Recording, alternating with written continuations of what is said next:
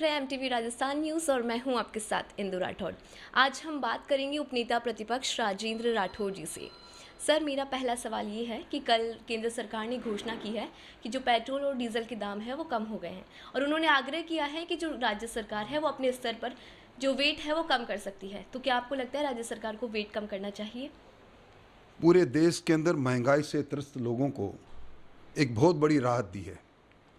माल का भाड़ा बढ़ गया था। अंतर्राष्ट्रीय बाजार में क्रूड ऑयल के यूक्रेन के रूस के युद्ध के बाद दाम बढ़े। भारत सरकार ने एक बड़ा ही अच्छा कदम उठाया और अब तक की सबसे ज़्यादा एक्साइज ड्यूटी में कमी करने का काम हिंदुस्तान की सरकार और नरेंद्र मोदी जी ने की है। केंद्रीय वित्त मंत्री की ये अपील कि राज्य सरकारों को भी अनुपातिक रूप से वेट हटाना चाहिए, निश्चित तौर पर राजस्थान की सरकार को इस ओर कदम निश्चित तौर पर इसलिए उठाना चाहिए कि ये वो सरकार है। मुख्यमंत्री जी सुबह उठते ही महंगाई का राग अलापते हैं, महंगाई को लेकर अपनी सदारत में रैली निकालते हैं, महात्मा गांधी के स्टेचू के पास जाकर उपवास करते हैं। तो अब गेंद उनके पाले में है। भारत सरकार ने 9 रुपये और 7 रुपये क्रम से पेट्रोल और डीजल पर एक्साइज ड्यूटी कम की। आज भी पूरे देश के अंदर, राजस्थान के अंदर, तेलंगाना और महाराष्ट्र के बाद राजस्थान में सर्वाधिक वेट वसूल रहा है। और इसके साथ 1 रुपया 75 पैसे रोड सेस के नाम से अलग से हर लीटर प्रति लीटर पेट्रोल और डीजल पर लिए जा रहे हैं। कुल मिला के देखा जाए तो पेट्रोल और डीजल पर वैट और रोड सेस और डीलर कमीशन पर वैट, इन सबको मिलाकर देखें तो राजस्थान पूरे मुल्क में तीसरे स्थान पर खड़ा है। मुख्यमंत्री जी को चाहिए कि कम से कम पेट्रोल के अंदर 7 रुपये और डीजल के अंदर कम से कम 5 रुपये कम करें ताकि जनता को राहत मिल सके। जी, जैसे कि आपने भी बताया कि गेंद अब राज्य सरकार के पाले में है क्योंकि केंद्र सरकार ने तो अपनी तरफ से पूरी तैयारी कर ली है। लेकिन अगर मैं बात करूं मध्य प्रदेश की, जो भाजपा शासित राज्य है, वहां पर अगर पेट्रोल की बात की जाए तो पेट्रोल वहां पर 118.12 लीटर है। तो यानी 118 रुपये वहाँ पर पेट्रोल है, वो आपका खुद का राज्य है। तो क्या वहाँ की सरकार भी पेट्रोल और डीजल के दामों में कमी लेके आएगी? देखिए, वहाँ मध्य प्रदेश का फैसला मध्य प्रदेश की सरकार करेगी, पर मध्य प्रदेश की सरकार ने अपनी जनता से ये जन घोषणा पत्र के माध्यम से वादा नहीं किया था कि उनकी सरकार आएगी तो वो पेट्रोल और डीजल को जीएसटी के दायरे में लाने की कोशिश करेंगे।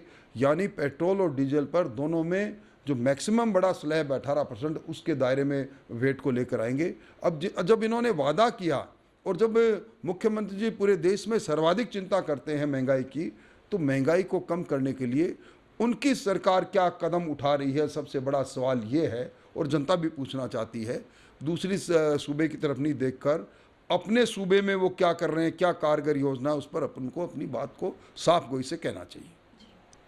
सर, हाल ही में जो राष्ट्रीय पदाधिकारी बैठक हुई थी, 3 दिवसीय बैठक थी, इसमें इस बैठक का क्या निष्कर्ष निकला और जो राजस्थान में लेकर और 5 राज्य में चुनाव है, इस बैठक से उन चुनावों पर क्या प्रभाव पड़ेगा? देखिए, राष्ट्रीय पदाधिकारियों की बैठक एक निरंतर अवधि के पश्चात होती रहती है, उसी तरह की ये बैठक थी। और जब राष्ट्रीय पदाधिकारी किसी राज्य में आते हैं तो निश्चित तौर पर उस राज्य की राजनीतिक परिस्थितियों पर भी उनका आकलन अपने आप स्वतः ही प्रारंभ हो जाता है। राजस्थान में उनका आना, हमारे राष्ट्रीय अध्यक्ष सहित हमारे पूरे राष्ट्रीय नेताओं का आना निश्चित तौर पर कार्यकर्ताओं में उत्साह का संचार करके गया है। उन्होंने बड़े नज़दीक से राजस्थान के कुराज को, कांग्रेस के कुशासन को देखा है। उनका वक्तव्य जो उन्होंने दिया उसमें भी राजस्थान की हालात को बयां किया। और मैं समझता हूँ राजस्थान की जनता जब इस प्रकार के राष्ट्रीय नेता सारी हालात को बताते हैं तो उनको भी इनके बारे में एक तरह से जानकारी और चैतन्यता आती है। राजस्थान में आना एक सुखद अनुभव भी रहा कार्यकर्ताओं का और इसके दूरगामी परिणाम भी होंगे। सारे कार्यकर्ताओं में एकजुटता का संदेश हमारे राष्ट्रीय नेतृत्व दे के गया है। सब लोग मिलकर आने वाले समय में, समय का चक्र जब घूमेगा, चुनाव का मौका आएगा तो कांग्रेस को शिकस्त देने में कमर कसेंगे। सर, आगामी समय में राजस्थान में विधानसभा चुनाव होने वाले हैं और भाजपा पूरी तैयारी कर चुकी है, लेकिन आप हमें ये बताएं कि भाजपा इस बार क्या मुद्दे रखने वाली है, चुनावी मुद्दे क्या होने वाले हैं इस बार के विधानसभा चुनाव में? कोई दिन ऐसा नहीं रहता जब राज्य सरकार अपने बैड गवर्नेंस के कारण से कोई न कोई मुद्दा हमें देती नहीं है। आज मुद्दे ही मुद्दे हैं। आप देख रहे हैं जिस प्रकार की कानूनी व्यवस्था है, ठहरा हुआ विकास है, बिजली और पानी को लेकर हाहाकार मचा हुआ है, और नौकरियों के अंदर जिस प्रकार पेपर माफियों के चुंगल से सरकार निकल नहीं पा रही है, बेरोजगारी पूरे देश के अंदर राजस्थान दूसरी पायदान पर खड़ा है, और राजस्थान की आवाम से जो इन्होंने वादा किया था, चाहे किसानों से कर्जा माफ़ी का वादा किया हो, बेरोजगारों से बेरोजगारी दूर करने और बेरोजगारी भत्ता देने का वादा किया हो, सुशासन देने का वादा किया हो, एक भी वादे पर कांग्रेस की सरकार खरी नहीं उतरी। अंतर्विरोध में घिरी हुई सरकार अपनी सरकार को बचाने में सरकार के मुखिया ने पूरा समय समाप्त किया। और मैं समझता हूँ इन सारे मुद्दों को लेकर भारतीय जनता पार्टी मुखर है और रोज़ प्रतिदिन मुद्दे दे रहे हैं। शासन में बैठे लोगों के दामन पर रोज़ दाग लग रहे हैं। ये सारी बातें साफ नज़र आ रही है और इन्हीं मुद्दों को लेकर भारतीय जनता पार्टी आने वाले समय में कांग्रेस को घेरने का काम करेगी। जी, तो देखा आपने, इन्होंने सीधा आरोप कांग्रेस पर लगाया। इन्होंने बताया कि कांग्रेस बेरोजगारी की पायदान पर दूसरे नंबर पर है। और मैं बात करूं कांग्रेस सरकार की, तो कांग्रेस सरकार में पेपर लीक प्रकरण, बेरोजगारी और भी महिलाएं जैसे हैं, महिलाएं बलात्कार, इस तरह के केस बहुत ज़्यादा बड़े हैं।